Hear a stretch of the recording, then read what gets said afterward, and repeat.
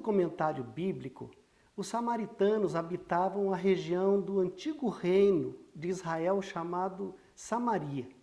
Situado ao norte da Judéia, este território havia sido ocupado pela Síria, que deportou parte de sua população, estabelecendo ali uma colonização.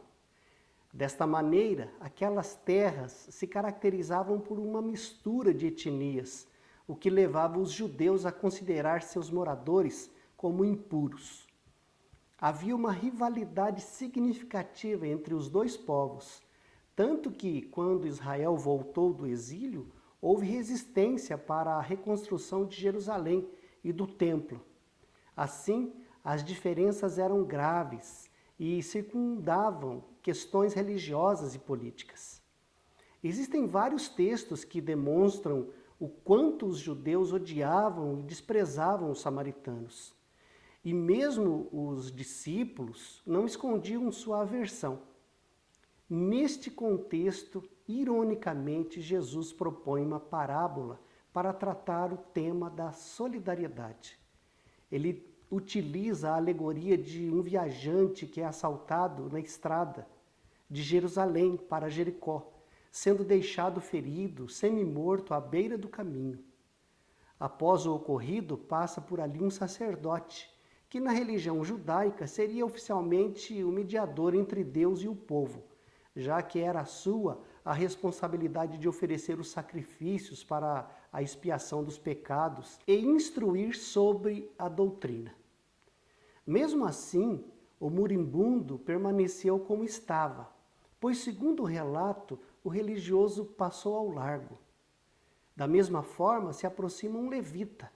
Os levitas eram descendentes da tribo de Israel, responsável pelos trabalhos e manutenção do templo. Eram ligados diretamente aos sacerdotes e considerados religiosos por excelência. Contudo, mesmo assim, nada aconteceu com o que fora roubado, permanecendo sem socorro. Mas finalmente chega a ajuda. Alguém que se compadece, se importa e toma providências. Cuida das suas feridas, coloca o seu próprio animal e leva para uma hospedaria. Além disso, não podendo tratar-lhe pessoalmente, paga do próprio bolso para alguém fazê-lo. O curioso dessa história é que este homem bondoso era samaritano e o ferido um judeu. Não é à toa que Jesus foi tão confrontado em sua vida. Ele sabia chocar as pessoas e contrariar sua lógica. Escolher um samaritano como o mocinho da história significava aparentemente atribuir um grande valor ao personagem errado.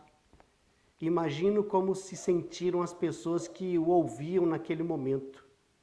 Mas, de fato, somos construídos dentro de nossos costumes e tradições com conexões prontas, com possibilidades e expectativas que têm um único sentido, em direção de quem gostamos, de quem nos agrada e concorda integralmente conosco. Mas Jesus não pensa como nós. Sua mensagem veio para chocar a coerência de nossos interesses, a autoridade de nossa razão e a infalibilidade de nossos propósitos. O amor de Deus não trabalha sempre a nosso gosto. E por isso, por nos amar tanto, Ele constantemente nos põe de frente com os espelhos daquilo que dizemos que cremos. Para Jesus não há lógica pronta quando a tarefa é nos salvar.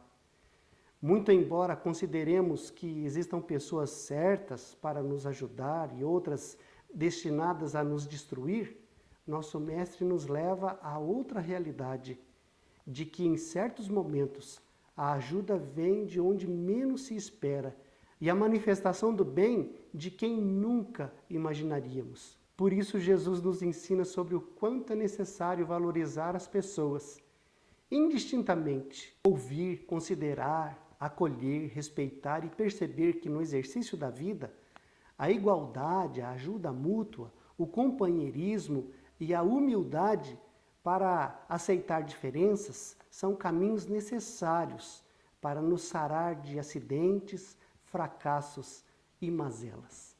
Amém. e que Deus nos abençoe.